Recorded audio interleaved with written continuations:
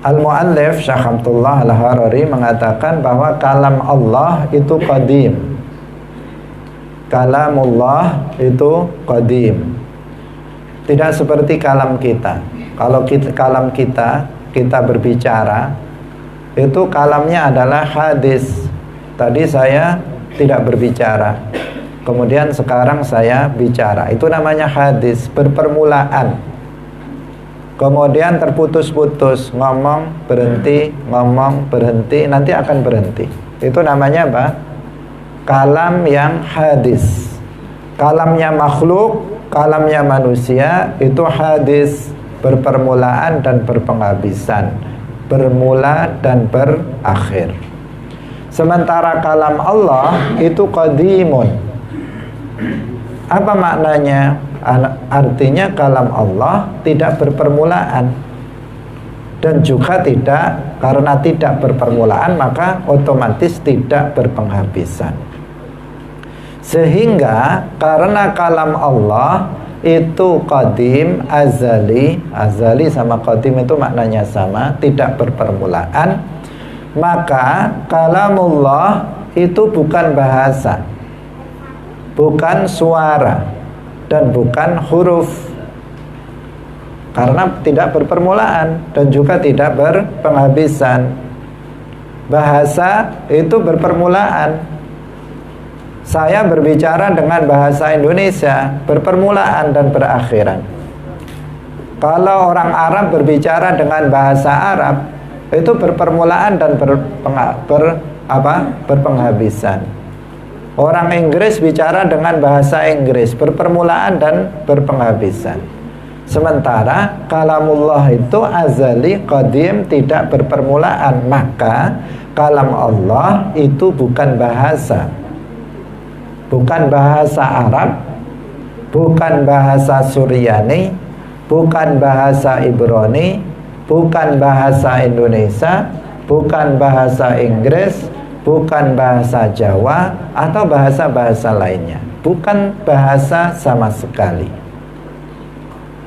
Dan kalam Allah itu juga bukan berupa huruf.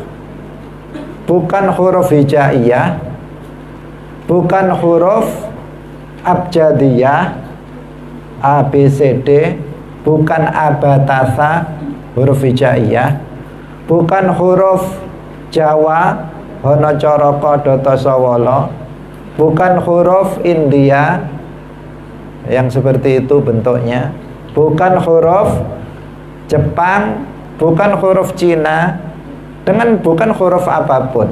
Sama sekali kalam Allah bukan huruf, karena huruf itu berpermulaan dan juga berpenghabisan. Seperti misalnya ini huruf abjad, kajian rutin, berpermulaan, awalnya K, kemudian akhirnya N, berpermulaan berakhiran. Ini namanya hadis.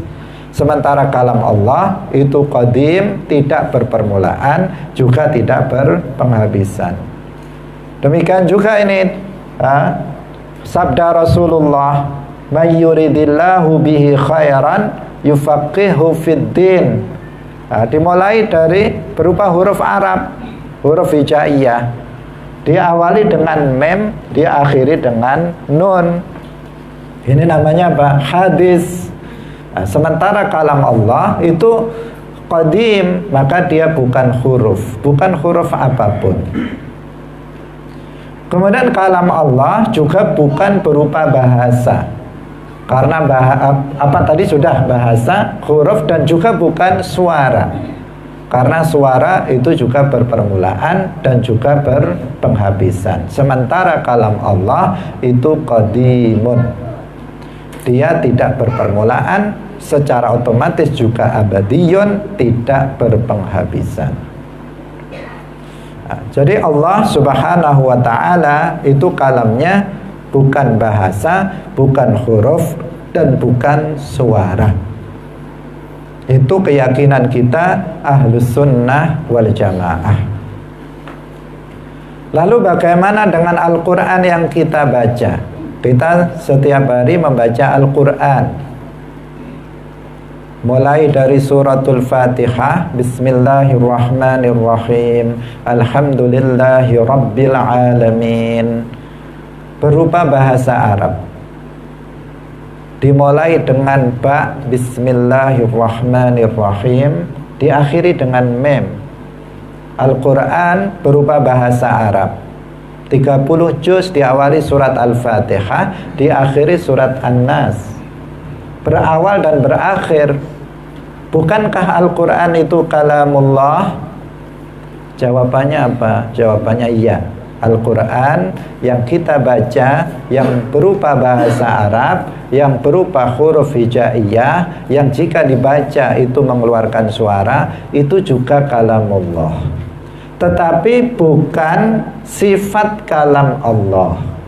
Tetapi bukan sifat kalam Allah. Dia bukan kalam az-zati, bukan al-kalam az-zati. Bukan sifat kalam Allah ketika kita bicara tentang sifat wajib bagi Allah. Sifat wajib bagi Allah diantaranya adalah al-kalam. Maka sifat kalam ini bukan bahasa, bukan huruf, dan bukan suara. Sedangkan Al-Quran yang kita baca yang berupa bahasa Arab, berupa huruf-huruf hijaiyah, ketika kita baca mengeluarkan suara, maka itu juga disebut kalamullah, tetapi bukan sifat kalam Allah.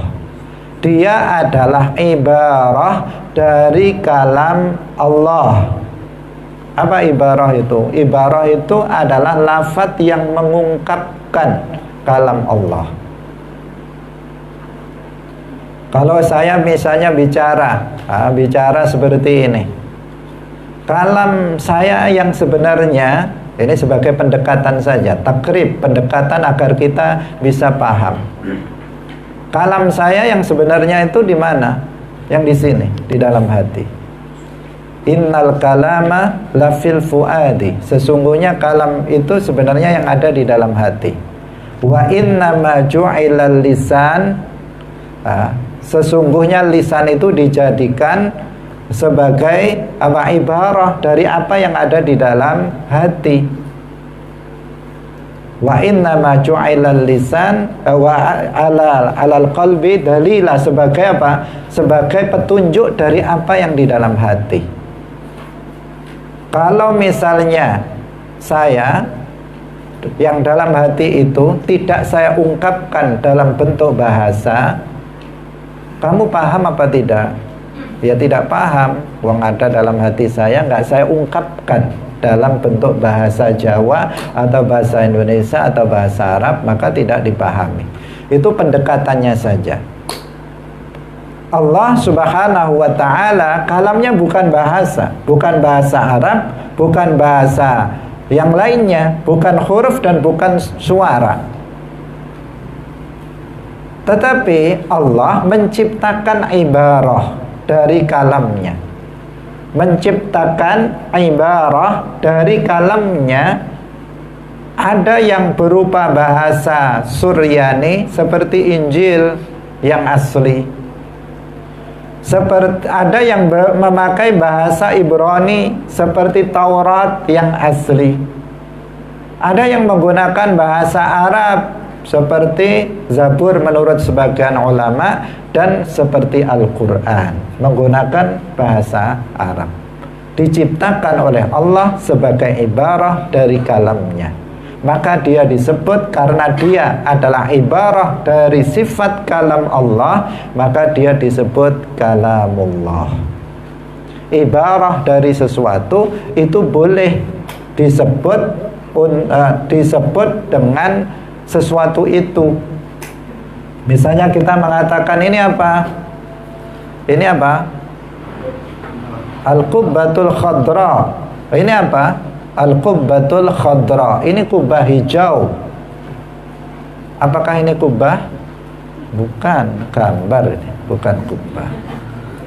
Ini bukan kubah. Kubah itu yang ada di atas masjid, itu yang al-qubbah. Ini bukan al-qubbatul khadra, tetapi dia ibarah dari qubbatul khadra, sesuatu gambar yang menunjukkan al-qubbatul khadra. tetapi boleh kita mengatakan ini qubbatul khadra. Boleh apa tidak kita mengatakan ini al-qubbatul khadra? Boleh, dengan makna ini adalah gambar yang menunjukkan al-qubbatul khadra. Nah, ketika kita misalnya mengatakan ini, misalnya ini lafzul jalalah, lafzul jalalah. Nah, kita boleh mengatakan ini adalah Allah. Ini adalah Allah. Apakah kita itu menyembah alif lam lam ha? Kalau kita sholat yang kita sembah huruf alif lam lam ha? Tidak. Tetapi yang kita sembah adalah yang ditunjukkan oleh lafzul jalalah Allah. Bukan alif lam lam ha yang kita sembah. Yang kita sembah adalah zat yang maha suci pencipta alam semesta ini, yang diibarahkan dengan lafzul jalalah Allah. Bisa dipahami?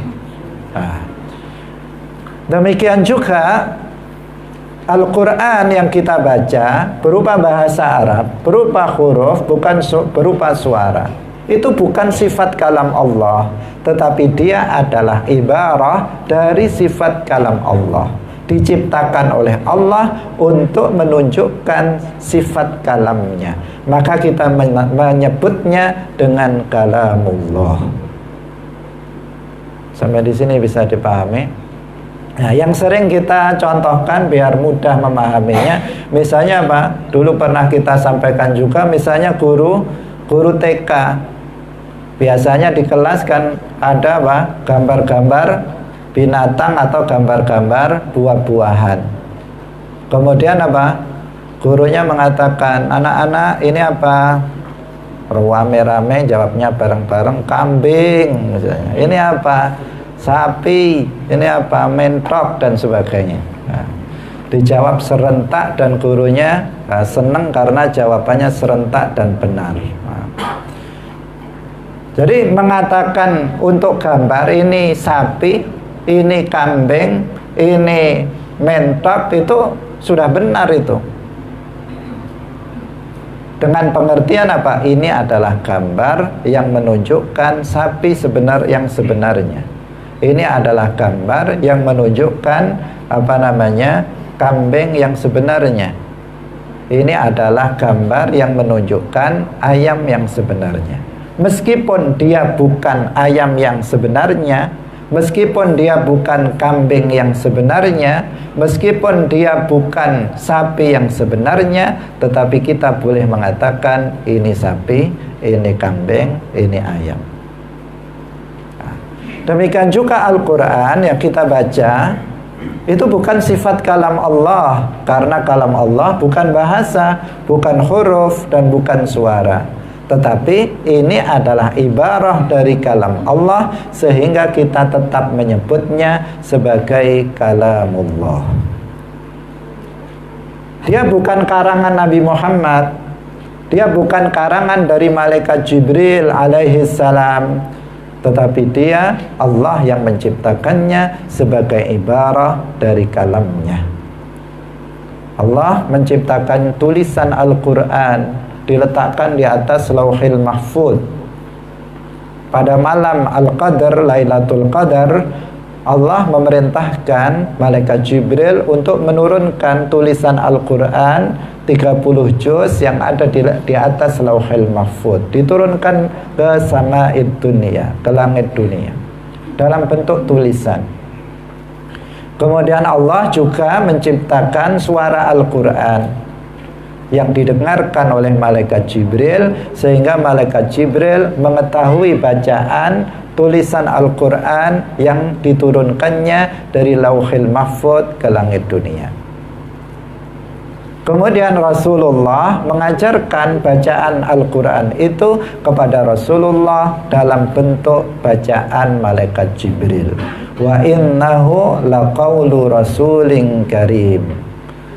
Malaikat Jibril membacakannya kepada Nabi Muhammad sallallahu alaihi wasallam. Jadi dia adalah ibarah dari kalam Allah, dan boleh kita mengatakan Al-Quran adalah kalamullah. Al-Quran adalah kalamullah, dan memang kalamullah secara hakiki dia adalah, atau secara hakikah syar'iyah dia adalah kalamullah. Hadirin hadirat yang dirahmati oleh Allah Subhanahu wa ta'ala. Sehingga dengan demikian Ahlus Sunnah wal Jamaah mengatakan ketika disebut Al-Quran maka memiliki dua penyebutan. Yang pertama maknanya adalah Al-Kalam Az-Zati, sifat kalam, sifat zat bagi Allah yang berupa sifat kalam. Dia azali abadi, qadimun, bukan bahasa, bukan huruf, dan bukan suara. Yang kedua, ketika disebut Al-Quran atau kalamullah, maka yang dimaksud adalah ibarah, al-lafzul munazzal, lafaz yang diturunkan yang merupakan ibarah dari sifat kalam Allah. Dia makhluk, tetapi karena dia adalah ibarah dari kalam Allah, maka dia disebut dengan kalamullah. Dan karena Al-Quran, lafaz yang diturunkan itu adalah ibarah dari kalam Allah, maka wajib bagi kita untuk memuliakannya, wajib bagi kita untuk menghormatinya. Jangan sampai salah paham, karena ada sebagian orang yang salah paham ketika dijelaskan seperti ini, bahwa sifat kalam Allah itu adalah bahwa Al-Quran yang kita baca yang berupa bahasa Arab itu adalah bukan sifat kalam Allah tetapi ibarah dari kalam Allah. Kemudian apa? Dia melecehkan lafaz yang diturunkan, dia melecehkan Al-Quran. Ada sebagian dikatakan dia adalah salah satu dosen di perguruan tinggi.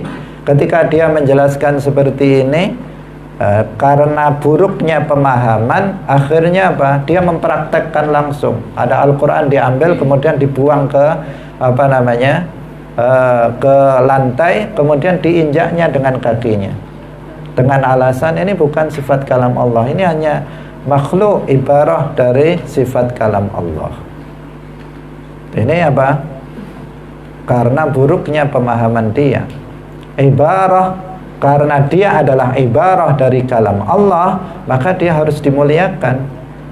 Jangankan ibarah dari kalam Allah, jangankan ibarah dari kalam Allah, ibarah dari seseorang, presiden misalnya, itu saja harus dihormati. Kalau enggak bisa ditangkap polisi. Misalnya ada seseorang, ada ibarahnya Pak Presiden, kemudian dia dia syuting sendiri misalnya biar kelihatan orang, kemudian dia sobek-sobek, setelah itu dia injak-injak, setelah itu dia kencingi misalnya. Kira-kira didatangi polisi apa enggak dia? Dia akan didatangi polisi. Kenapa? Karena dia telah menghina Pak Presiden. Apakah yang diinjak-injak itu Pak Presiden? Bukan. Apakah yang dikencingi itu Pak Presiden? Bukan. Hanya ibarah dari Pak Presiden. Tetapi karena dia menunjukkan simbol dari negara, maka kemudian dianggap yang melecehkan gambar presiden, dia melecehkan presiden. Apalagi Al-Quran. Al-Quran itu kalamullah. Al-Quran itu lafaz yang diturunkan itu adalah ibarah dari kalamnya Allah Az-Zati yang bukan bahasa, huruf dan suara. Maka dia harus lebih dimuliakan dari yang lainnya. Maka menghina Al-Quran, melecehkan Al-Quran itu tergolong sebagai kekufuran. Kalau ada orang melakukan itu, membuang Al-Quran di tempat sampah, tempat-tempat kotor, ada orang sengaja menginjak Al-Quran, ada orang sengaja menduduki Al-Quran di pantatnya, maka orang seperti ini telah jatuh kepada kekufuran, namanya kufur perbuatan. Maka ini harus hati-hati, karena itu bisa mengeluarkan seseorang dari Islam. Hadirin hadirat yang dirahmati oleh Allah Subhanahu wa Ta'ala. Saya kira ini dalilnya nanti akan sangat banyak. Di antaranya firman Allah Subhanahu wa Ta'ala, wa kallamallahu Musa taklima. Nabi Musa pernah mendengar kalam Allah yang bukan bahasa, bukan huruf dan bukan suara.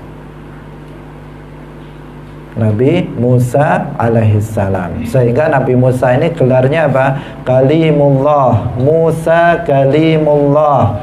Nabi Musa yang pernah diperdengarkan kalam Allah yang bukan bahasa, bukan huruf dan bukan suara. Nggak sembarangan. Kalimullah itu tidak sembarangan. Dia yang mendengar sifat kalam Allah, dia yang disebut kalimullah. Bukan orang yang mendengar orang baca Al-Quran disebut kalimullah, tetapi orang yang diperdengarkan kalam Allah az-zati yang bukan bahasa, huruf dan suara. Nabi Muhammad sallallahu alaihi wasallam juga diperdengarkan sifat kalam Allah. Ketika beliau Mi'raj, beliau mendengarnya, diperdengarkan kalam Allah yang bukan bahasa, bukan huruf dan bukan suara. Malaikat Jibril juga pernah mendengar kalam Allah az-zati yang bukan bahasa, bukan huruf dan bukan suara. Selain kedua nabi itu, nggak ada manusia yang pernah mendengar sifat kalam Allah. Hadirin hadirat yang dirahmati oleh Allah Subhanahu wa Ta'ala. Saya kira cukup. Ini pembahasannya sangat luas, pembahasan tentang masalah kalamullah. Yang terpenting adalah bagi kita meyakini bahwa Allah bersifatan dengan sifat kalam, dan kalam Allah nggak serupa dengan kalam kita. Kalam kita berupa bahasa, huruf dan suara. Kalamullah bukan bahasa, bukan huruf dan bukan suara. Ini adalah bagian dari akidah ahli sunnah wal jamaah, akidah Islam yang harus diyakini. Dan ketika disebut kalamullah, maka maknanya bisa yang dimaksud adalah sifat kalam Allah dan dia bukan bahasa, huruf dan suara. Dan bisa yang dimaksud adalah lafaz yang diturunkan yang sebagian berupa bahasa Arab seperti Al-Quran. Itu juga disebut kalamullah. Jangan sampai salah paham. Nanti kemudian ada yang salah paham, Al-Quran ternyata bukan kalamullah. Ini bahaya. Al-Quran yang berupa lafaz yang diturunkan itu juga kalamullah, dengan pengertian ibarah dari kalam Allah, bukan sifat kalam Allah. Hadirin rahimakumullah. Kemudian yang berikutnya, Al-Mu'allif rahimahullah mengatakan li'annahu subhanahu mubayinun li jami'il makhluqati fi dzati was sifati wal af'al. Karena Allah Subhanahu wa ta'ala itu berbeda, tidak serupa. Mubayinun ay ghairu musyabih, tidak serupa dengan makhluknya, baik pada zatnya, sifatnya maupun perbuatannya. Allah sifatnya atau Allah zatnya tidak serupa dengan zat makhluknya. Allah sifatnya tidak serupa dengan sifat makhluknya. Allah perbuatannya tidak serupa dengan perbuatan makhluknya. Apa perbedaannya? Ketika kita mengatakan zatullah, maka yang dimaksud adalah hakikatullah, hakikat Allah. Wa la ya'rifu haqiqatallah illallah. Dan gak ada yang mengetahui hakikat Allah kecuali hanya Allah saja. Gak ada yang tahu hakikat Allah. Maka ketika kita mengatakan zat Allah, artinya apa? Hakikat Allah, dan yang mengetahui hakikatnya, hakikat Allah, itu hanya Allah Subhanahu wa ta'ala.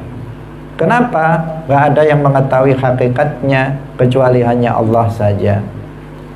Karena Allah subhanahu wa ta'ala bukan benda, Allah bukan jisim, Allah subhanahu wa ta'ala tidak bersifatan dengan sifat jisim, sehingga nggak ada yang mengetahui hakikatnya kecuali hanya Dia. Kita mengenal Allah subhanahu wa ta'ala hanya dengan mengetahui sifat-sifatnya sebagaimana dijelaskan di dalam Al-Quran dan hadis. Hanya sebatas itu kita mengenal Allah, yaitu sebatas mengetahui sifat-sifatnya. Dalam Al-Quran disebutkan Allah itu laisa kamitslihi syai', maka kita katakan Allah itu tidak serupa dengan makhluk. Disebutkan dalam Al-Quran wa huwas sami'ul basir, Allah itu mendengar, Allah itu melihat. Dikatakan dalam Al-Quran wa huwa ala kulli syai'in qadir, oh Allah itu maha berkuasa. Disebutkan di dalam Al-Quran fa'alul lima yurid, oh Allah itu memiliki sifat iradah. Disebutkan di dalam Al-Quran misalnya ahata bikulli syai'in ilma, oh Allah itu memiliki sifat ilmu. Kita mengenal Allah dengan sifat-sifatnya yang telah dijelaskan di dalam Al-Quran dan telah dijelaskan oleh Rasulullah dalam hadis-hadisnya. Tidak lebih dari itu, tidak lebih dari itu. Untuk mengetahui hakikat Allah, maka kita tidak bisa, hanya Allah subhanahu wa ta'ala yang mengetahuinya.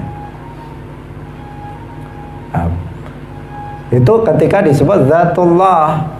Dan ketika disebut zatu makhluk atau zatu zaid misalnya, maka yang dimaksud adalah jisimnya, badannya.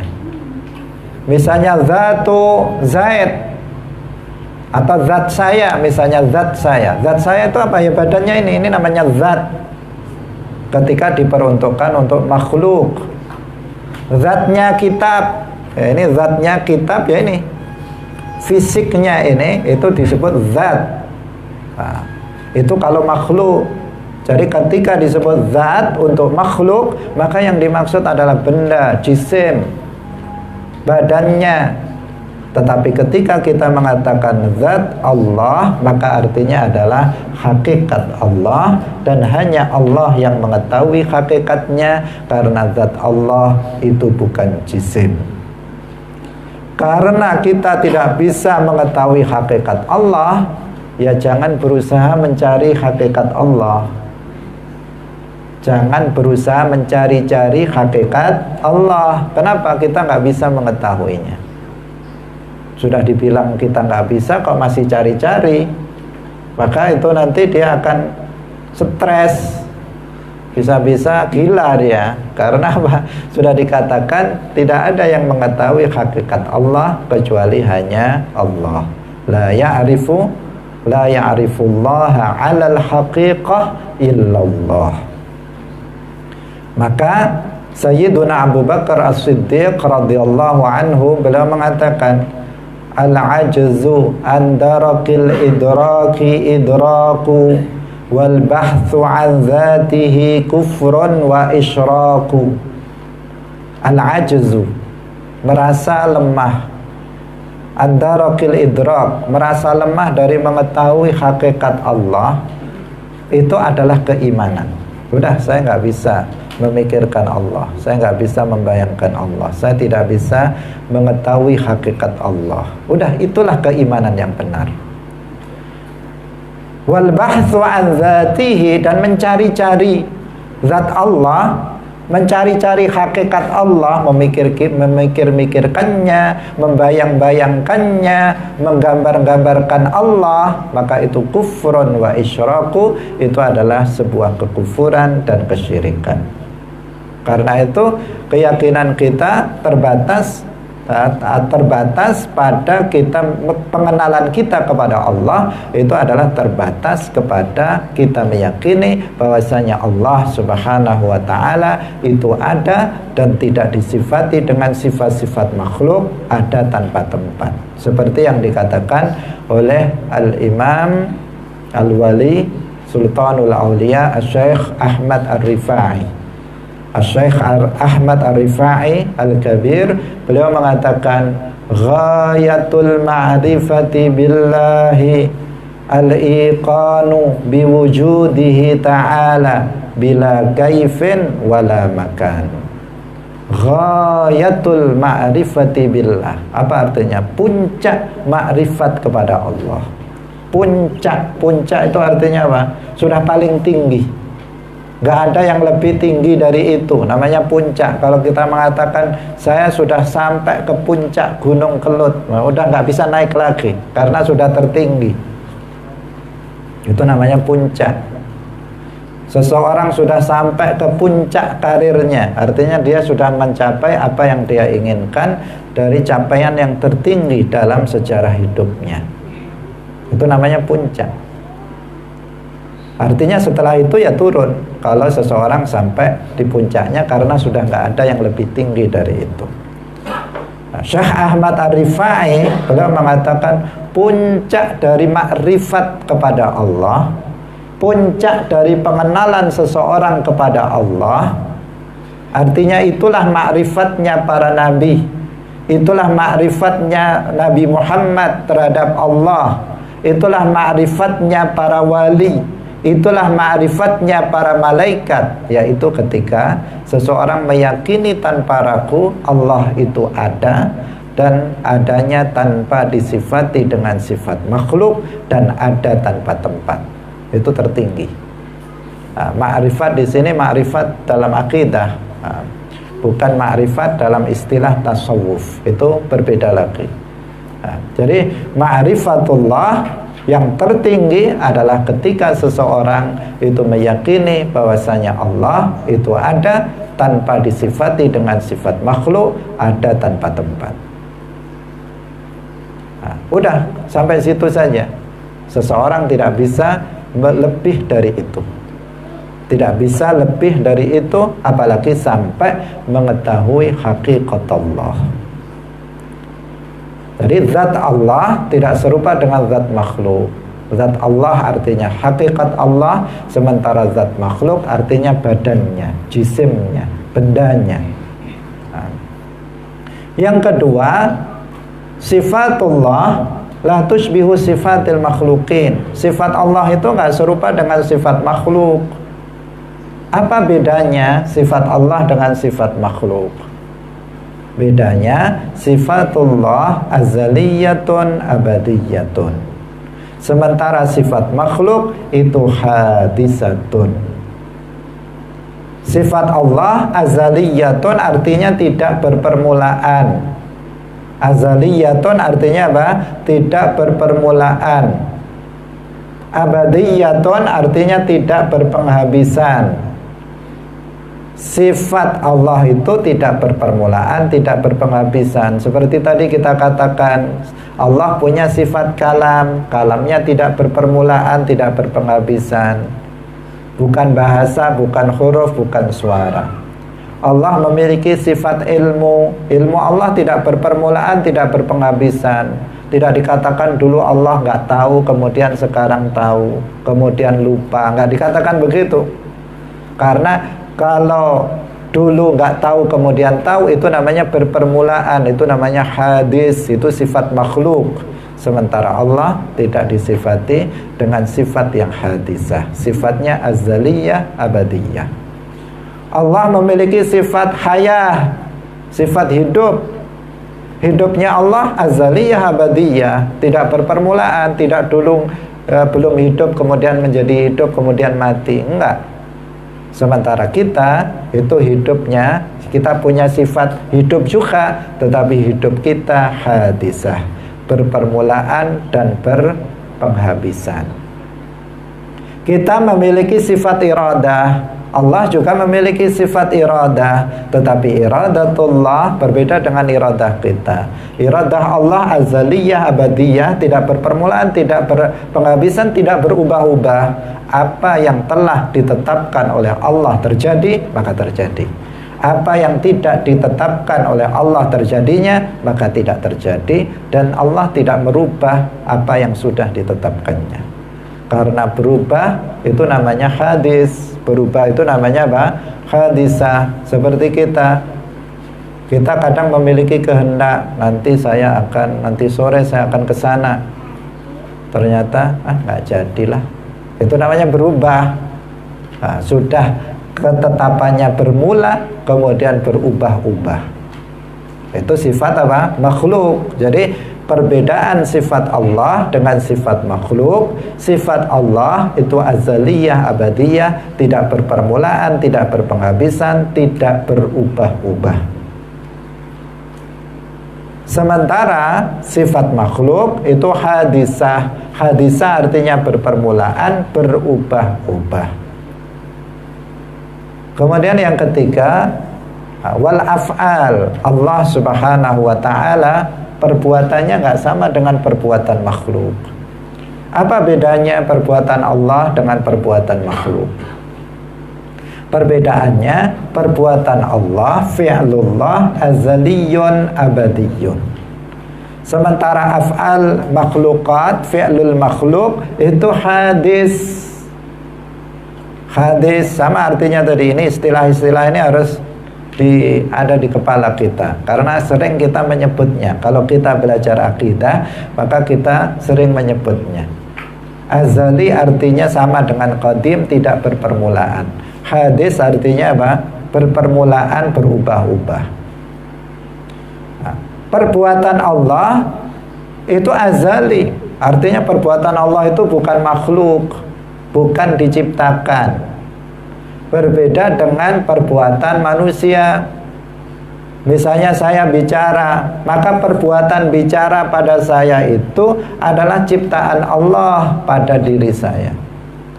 Ketika saya makan, saya minum, maka perbuatan makan, perbuatan minum yang ada pada diri saya itu adalah makhluk, hadis, Allah yang ciptakan pada diri saya.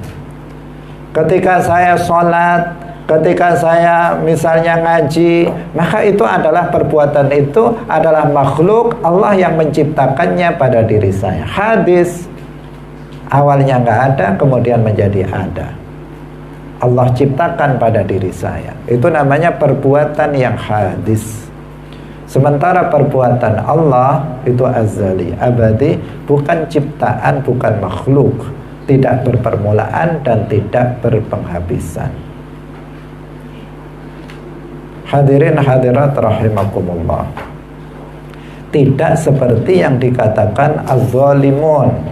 Saya mengatakan subhanahu wa ta'ala amma yaqulu zalimuna 'uluwan kabira.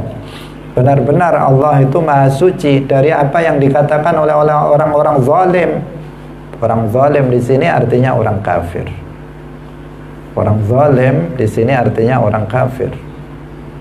Kenapa? Karena kekufuran adalah asyadduz zulm.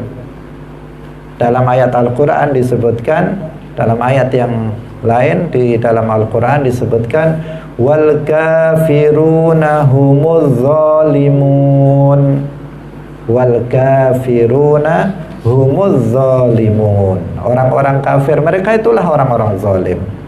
Maka ketika Syekh menyebut di sini amma yaqulu zalimun, yang beliau maksud adalah orang-orang yang kafir. Memangnya kenapa orang-orang kafir itu? Mereka mensifati Allah dengan sifat-sifat makhluk. Orang-orang kafir, hampir seluruh orang yang kafir yang tidak beragama Islam, mereka mensifati Allah dengan sifat makhluk. Ada di antara orang di luar Islam yang meyakini Allah itu bersemayam di atas arsy.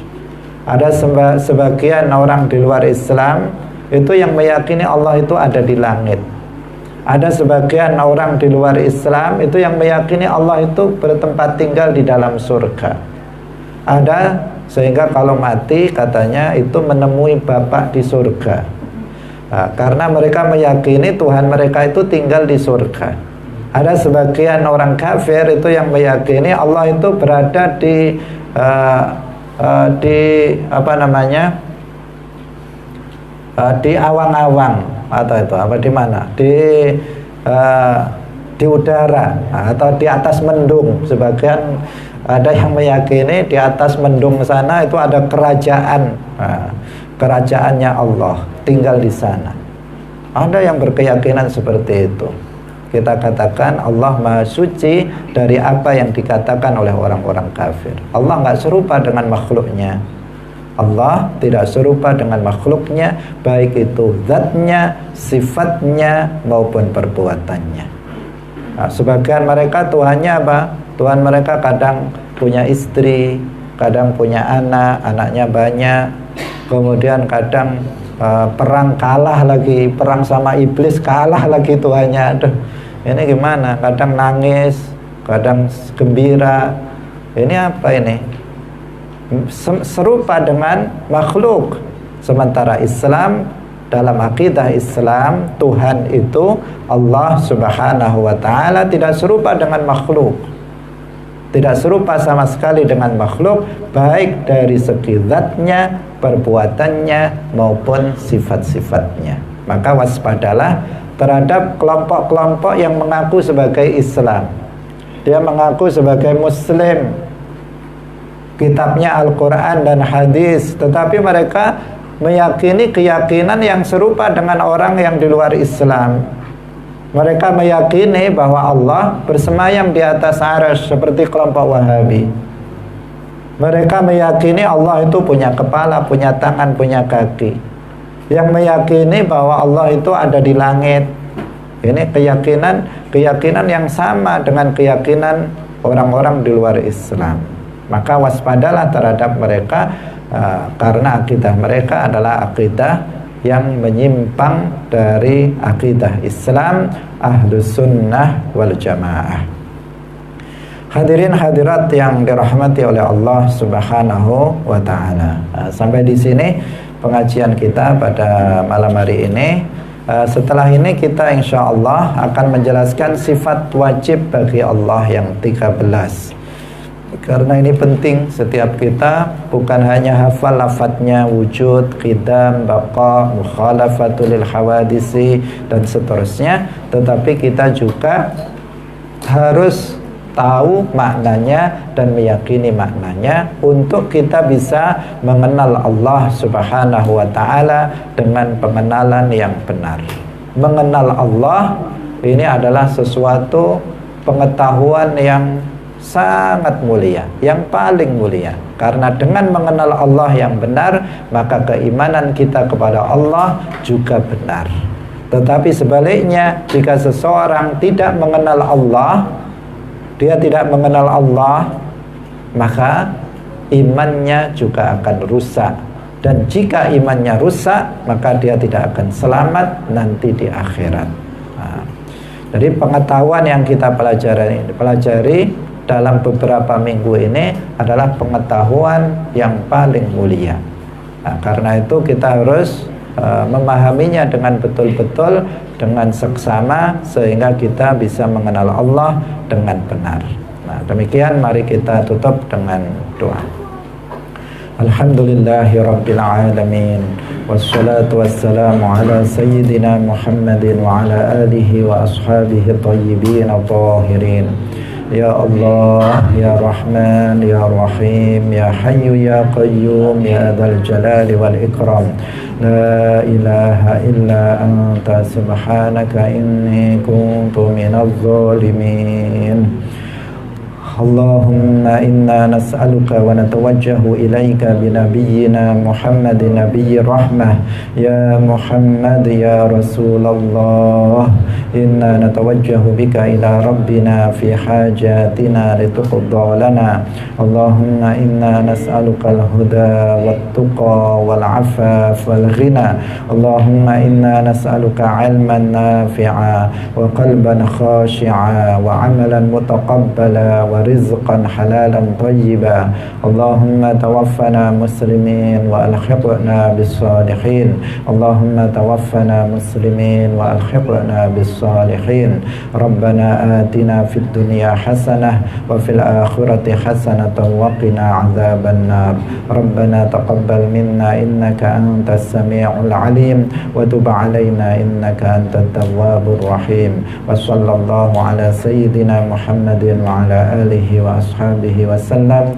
Subhana rabbika rabbil izzati amma yasifun, wassalamun alal mursalin, walhamdulillahi rabbil alamin.